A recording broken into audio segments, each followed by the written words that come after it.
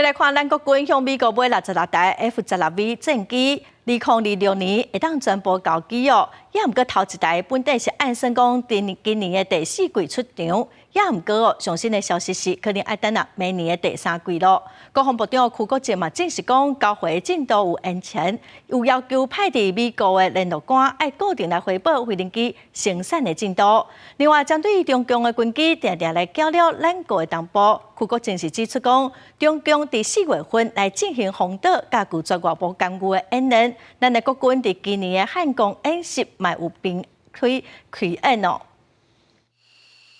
因应强军威胁，国军向美方购买66台 F-16V 战机，预定2026年全部交机。不过购买进度听讲有变化，头一台原定今年第4季出厂，改做明年第3季才出厂。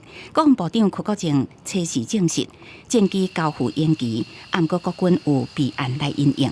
F-16零部件给我们优先提供，还有我们自己也要把这个妥善率要提升。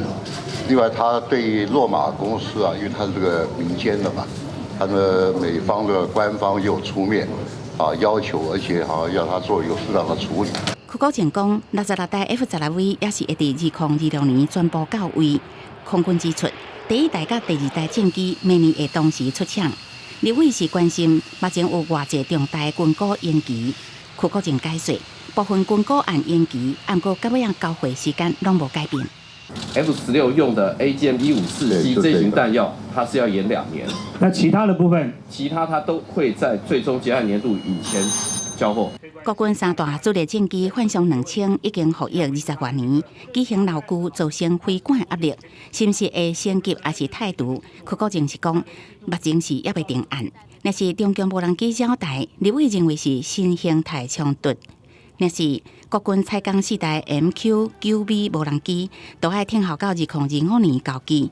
国家强军一直扰乱东部海空域，恐惊影响咱方战力的保存。邱国正指出，中共有2大目的：一个拒止外军嘛，一个就对我们东部地区，因为造成很大的威胁。汉光演习科目也是因为这个来做个调整。美方怎么样协助我们反制？周遭的国家能不能协同 ？MQ-9能不能从日本起飞 ？MQ-9能不能从韩国起飞？刚才讲的这些议题，通通有在里面。美国25间军火商来台湾协谈合作生产无人机，嘛重视 AI 的领域，再去拜会奥义智慧科技，就 AI 的治安防护来交换意见。记者综合报道。再来看美国。